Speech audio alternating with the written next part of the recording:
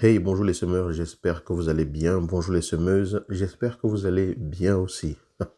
Moi, je me porte très bien et aujourd'hui, je veux mener une réflexion sur le couple parce que, vous le savez, tous les vendredis, nous parlons couple et j'étais en train de réfléchir par rapport à une conversation que j'ai eue avec une personne que j'accompagne et qui me dit, mon conjoint m'énerve énormément. Je ne sais plus comment faire, mais il a le chic de m'énerver. Il a vraiment ce petit truc-là pour m'énerver et ça devient de plus en plus régulier et je ne sais vraiment plus comment faire, comment je peux faire pour sortir de cette situation, comment je peux faire pour qu'il arrête de m'énerver, comment je peux faire pour qu'il change son attitude parce que ça commence à me taper sur les nerfs. Remarque très intéressante, propos très intéressants et on a échangé là-dessus et je voulais partager avec vous ici la réflexion que j'ai par rapport à ce sujet. Donc, si vous êtes dans cette situation, ou même si vous n'êtes pas dans cette situation, ça vous arrivera d'être énervé dans votre relation. Ça arrivera probablement que vous soyez un homme ou une femme. Et il est important de mener un certain nombre de réflexions, un certain nombre d'actions. En tout cas, c'est important d'adopter une certaine posture pour vraiment comprendre comment agir là-dessus, comment faire quand ce genre de choses arrive. Alors, je ne vais pas vous donner des solutions toutes faites, mais je vais vous interpeller à adopter l'attitude qu'il faut pour vous permettre de sortir de cela, de ce schéma qui peut se répéter euh, de façon indéterminée si vous ne faites pas le nécessaire, si vous ne mettez pas un stop tout de suite à cela. La première chose sur laquelle j'aimerais attirer votre attention, c'est ceci. On ne peut pas améliorer une situation si on n'a pas pris conscience des mécanismes qui mènent à cette situation. Je ne peux pas améliorer une situation si je n'ai pas pris conscience des mécanismes qui mènent à cette situation. Quand je parle de situation ici, je veux dire votre état d'énervement, votre état de colère. Vous ne pouvez pas en sortir si vous ne comprenez pas les mécanismes qui vous mettent dans cet état. Et quand je parle de mécanismes, ce sont les mécanismes, la plupart du temps, inconscients. Des mécanismes, la plupart du temps, dont on ne se rend pas compte tout de suite. Pourquoi? Parce qu'on ne sait pas tourner en soi-même pour regarder pourquoi est-ce qu'on se met dans cet état. Parce que lorsque l'autre a un comportement qui nous énerve, lorsque l'autre a un comportement qui nous percute et tout, en général, on est énervé et on réagit tout de suite.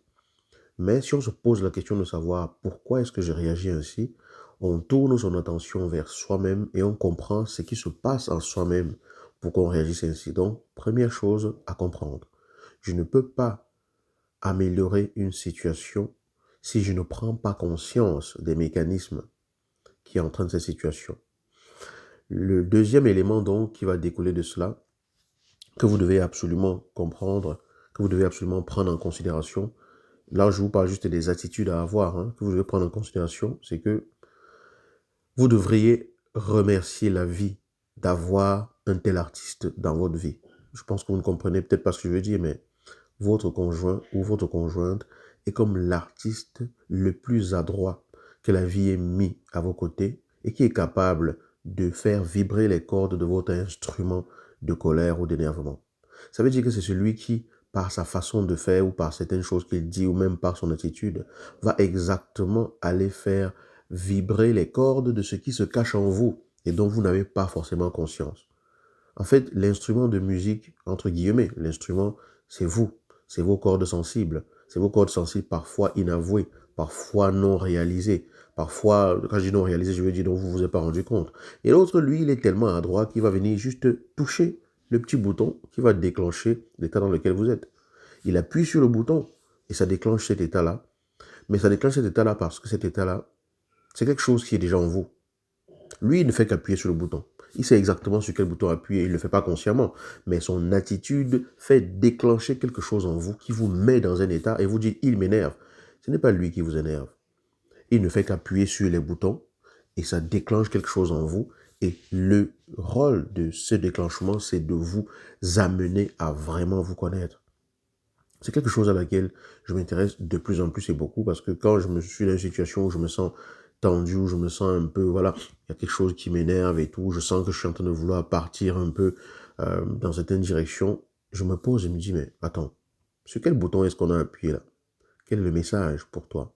Est-ce que tu dois vraiment t'emporter à cause de cela?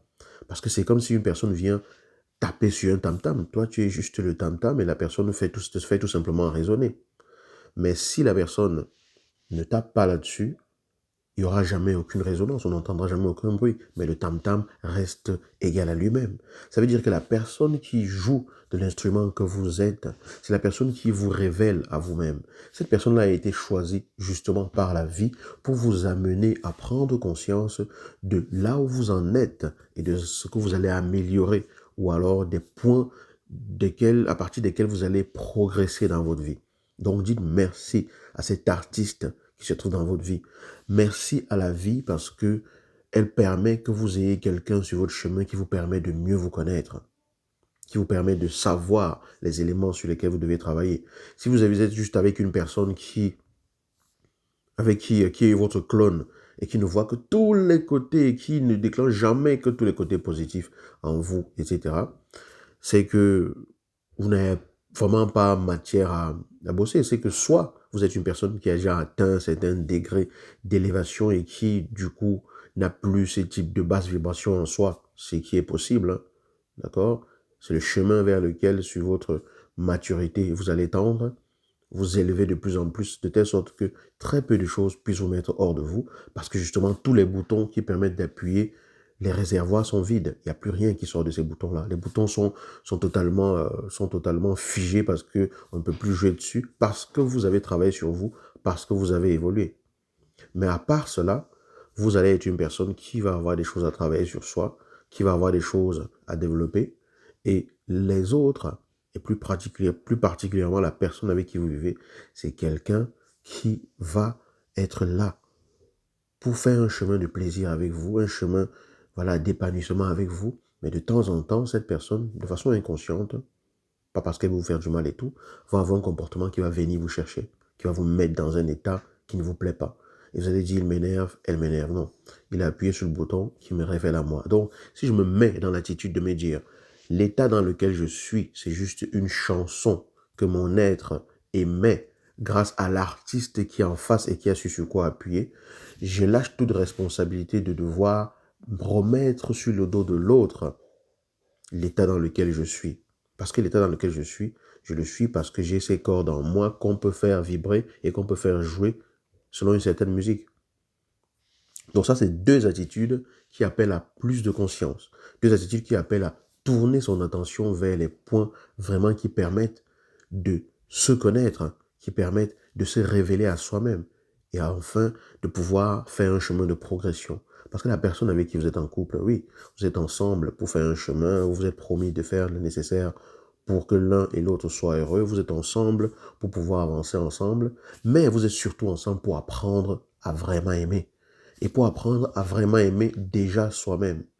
Si je ne sais pas vraiment qui je suis, je ne m'aime pas dans ma globalité. À partir du moment où je m'énerve, à partir du moment où l'attitude de l'autre déclenche des résonances en moi et tout, et que je vois que j'ai ces différentes facettes-là, je m'aime malgré tout cela. Et avec sollicitude, parce que je m'aime, je travaille sur moi pour améliorer qui je suis.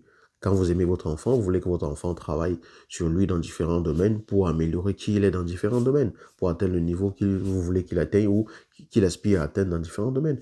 Vous devez donc vous occuper de votre propre enfant que vous êtes. Donc quand une personne fait quelque chose qui fait vibrer des cordes sensibles en vous, ces cordes-là, elles sont en vous. L'autre n'est que l'artiste parfait que la vie a choisi pour pouvoir faire vibrer cela. Et quand vous écoutez donc cette musique qui ne vous plaît pas, parce que c'est inconfortable pour vous de vous énerver, vous ne voulez pas vous énerver et tout, donc c'est une musique qui ne vous plaît pas. Donc du coup, vous savez que vous avez ces cordes-là en vous. Ça vous permet de tourner votre attention vers vous-même et de faire le travail sur vous. Et c'est comme cela que la vie dans son, voilà, dans son ajustement toujours millimétré et parfait vous apporte exactement les types de personnes qui peuvent jouer là-dessus et vous permettre de vous révéler à vous-même. Bien sûr, je ne dis pas que dans une relation où l'autre torture son partenaire, où l'autre est un tyran ou une tyran, ça peut aller dans les deux sens, où il y a de la violence à des égards inimaginables, que ce soit forcément la situation à maintenir. C'est pas ce que je suis en train de dire. Donc, c'est pas de ça qu'on parle. Je pense que vous avez compris, en fait, quel était le sens de cette réflexion. Donc, attitude numéro 1. Première chose, je dois prendre conscience des mécanismes qui déclenchent en moi l'état dans lequel je suis pour savoir comment changer cela. Et la deuxième étape découle de cela. L'autre est un cadeau que la vie vous donne pour vous permettre de jouer la musique qui vous révèle à vous-même, qui vous révèle quel type d'instrument est-ce que vous êtes actuellement, qui vous révèle à quel type de mélodie est-ce que voilà, quelle mélodie est-ce que vous produisez lorsque vos cordes vibrent. Et ça vous permet tout simplement de vous révéler à vous-même. Et une fois que vous avez compris cela, vous ne tenez plus l'autre totalement pour responsable de l'état dans lequel vous êtes. Vous prenez la responsabilité et vous dites à partir de maintenant, je vais apprendre à m'écouter. Quand ça arrive, je prends la responsabilité fièrement de voir que oui, ici, il faudrait peut-être que j'ai un peu plus de patience, plus d'écoute, plus d'attention, etc. Et ça vous permet de vous transformer personnellement. Et c'est pour cela que l'autre est un cadeau pour vous. Voilà. Voici les réflexions que je voulais apporter. Je vais organiser dans pas très longtemps, je vous tiendrai au courant de cela, un événement qui se tiendra essentiellement en ligne dans lequel nous allons parler des mécanismes de la colère. Parce que la colère, c'est quelque chose qui peut emporter les couples. La colère, c'est quelque chose, je pense que tout le monde s'est déjà mis en colère. Et dans le couple, quand ça arrive, ça peut aller dans toutes les directions. Et je vais organiser un événement en ligne où nous allons aller en profondeur là-dessus, où je vais vous expliquer ce que je comprends par les mécanismes qui se cachent derrière la colère, ce qui se passe exactement dans votre cerveau, ce qui se passe au niveau subtil lorsque l'on se met en colère et comment est-ce que l'on peut agir pour justement mieux gérer les situations où la colère fait son entrée. Voilà. Ne ratez pas les prochaines vidéos, je vous tiendrai au courant de ces événements-là et j'espère vous compter présent à ce moment-là. Si cette vidéo-ci vous a plu, je vous demanderai simplement, si vous voulez bien, de l'aimer, de la partager. Et si vous n'êtes pas encore abonné, pensez à vous abonner et ça me fera plaisir de vous lire également dans les commentaires. Je vous dis à très bientôt dans la prochaine vidéo.